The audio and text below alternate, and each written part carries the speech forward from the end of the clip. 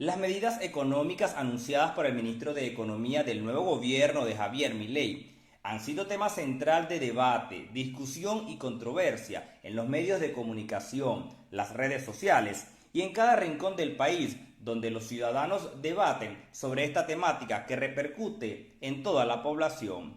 Para nadie es un secreto que Argentina atraviesa una de las crisis económicas más devastadoras del país. Esto desde antes que se instaurara el nuevo gobierno de Javier Milei, por lo que el nuevo ejecutivo no es precisamente el responsable de esta crisis que se venía acentuando durante décadas y se aceleró aún más durante los últimos 4 años del gobierno de Alberto Fernández.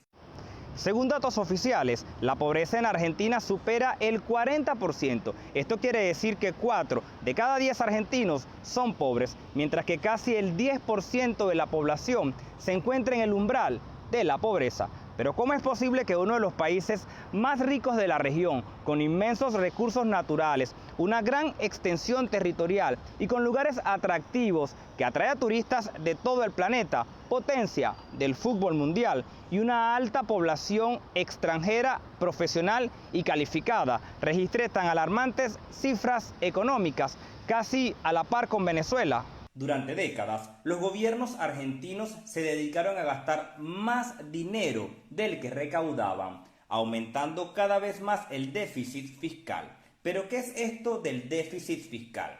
Este déficit es aquel que se genera cuando un país gasta más dinero del que tiene y que a largo plazo genera grandes problemas económicos y financieros. No solo para un país, esto aplica en cualquier empresa o para cualquier ciudadano común que haga este tipo de prácticas. Este déficit fiscal, a su vez, es financiado con más deuda, como la emisión monetaria sin respaldo.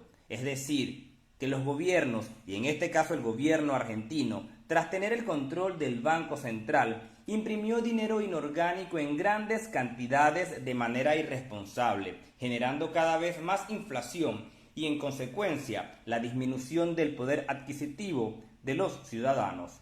En la pandemia, en la Argentina y en todo el mundo se tuvo que emitir muchísimo para poder sostener todo, las vacunas, las políticas sociales, todo lo que se hacía. Ahora en la Argentina hubo que emitir el doble. ¿Por qué? Porque la Argentina no podía tomar créditos, no podía endeudarse porque ya estábamos con la deuda del Fondo Monetario Internacional. Los gobiernos suelen acompañar estas medidas con políticas de subsidios para que los ciudadanos tengan la sensación de que el Estado está invirtiendo dinero en la población. Pero esto no es más que una estrategia de los gobiernos para seguir gozando de popularidad en la población, ya que el dinero que subsidia el Estado en servicios como electricidad y transporte, luego se les cobra a la población mediante otros bienes de consumo, como alimentos, medicamentos, vestimenta y calzado. El nuevo ministro de Economía, Luis Caputo, dio un poco de luz al respecto, al señalar que durante décadas hubo candidatos presidenciales que quisieron hacer los ajustes necesarios a la economía, pero la población no los votaba porque no era algo popular. Probablemente la forma honesta, efectiva y pedagógica del nuevo presidente argentino Javier Milei de comunicar la situación exacta que vive el país, hacer un diagnóstico más certero y plantear propuestas más consecuentes con la realidad que viven los ciudadanos, le dio un gran margen de credibilidad y aceptación en la población para recibir y aceptar las nuevas medidas económicas.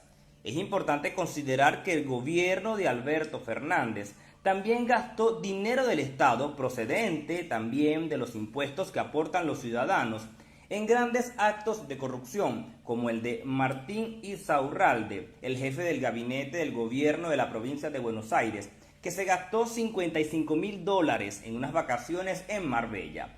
También se puede destacar el caso de Julio Chocolate Rigau, un político peronista que fue capturado retirando dinero de un cajero automático con 48 tarjetas de débito.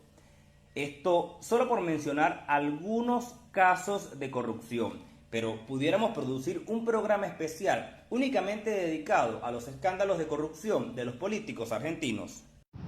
Por todos estos gastos y mal gasto de dinero que hacía el gobierno de Fernández, el nuevo gobierno debió realizar ajustes. Javier Milei, el nuevo presidente libertario, ya había anunciado que los ajustes eran inminentes, pero dejó claro que en esta ocasión lo pagaría la casta política, es decir, la clase política que durante años tuvo privilegios de espaldas al resto de la población. Pero tras conocerse los nuevos ajustes del ministro de Economía, Luis Caputo, la pregunta es, ¿el ajuste lo paga la casta política o lo paga el resto de los ciudadanos?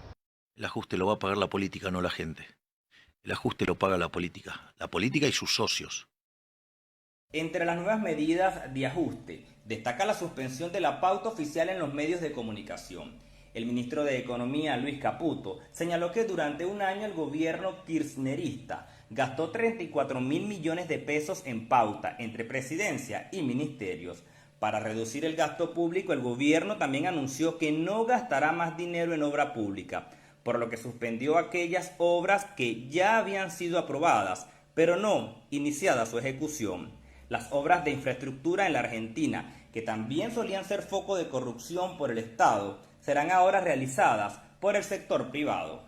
El Estado también anunció una reducción de subsidios a la energía y al transporte. Esto sí afectará a la población, que además ya tiene que pagar el déficit del Estado con inflación en el resto de los bienes de consumo. Al respecto, el nuevo gobierno señaló que el Estado sostiene artificialmente precios muy bajos en tarifas energéticas y de transporte a través de subsidios. El gobierno también anunció como parte de sus medidas económicas que se mantienen los planes sociales, una ayuda que el Estado otorga a los sectores más vulnerables. Además, con un incremento del 50% para la tarjeta de alimentos y un 100% para las asignaciones por hijos. Pero anunció que ahora se eliminarán los intermediarios de este tipo de ayudas sociales. El vocero del gobierno de Milei, Manuel Adorni, dio a conocer que los argentinos pagaban 2.600.000 por el seguro de unos cuadros que hay en la Quinta de Olivos, la residencia del jefe del Estado, y destacó que con la pobreza que hay en el país, este gasto es irracional. El gobierno de Milei también analiza vender edificios en desuso y recortar gastos en autos, viáticos y viajes. El presidente saliente Alberto Fernández había decretado unos días antes de dejar su gobierno una orden para que los ciudadanos argentinos le sigan pagando a él custodia para él y para su familia fuera del país. Pero este decreto fue derogado por la nueva ministra de Seguridad, Patricia Bullrich. Por estos días también es llamativo que dirigentes políticos de extrema izquierda, como Miriam Bregman y Nicolás del Caño, así como otros movimientos políticos de índole sindical, como Polo Obrero y Barrio Pie, llamaran a protestas de calle ante las medidas económicas anunciadas por el nuevo gobierno. La pregunta es, ¿por qué no salieron a protestar durante la crisis económica que se agudizó durante el gobierno socialista de Alberto Fernández? Recordemos que Javier Milei es especialista en crecimiento económico con y sin dinero y prometió convertir a la Argentina en una potencia económica mundial, por supuesto, a largo plazo. Pero recordemos que solo tiene una semana gobernando el país con la mayor crisis económica de su historia. ¿Qué piensa usted al respecto? ¿El ajuste lo paga la casta política o lo paga el resto de la población? Yo soy Dimas Marín y esto fue ¿Qué está pasando en el mundo desde Argentina?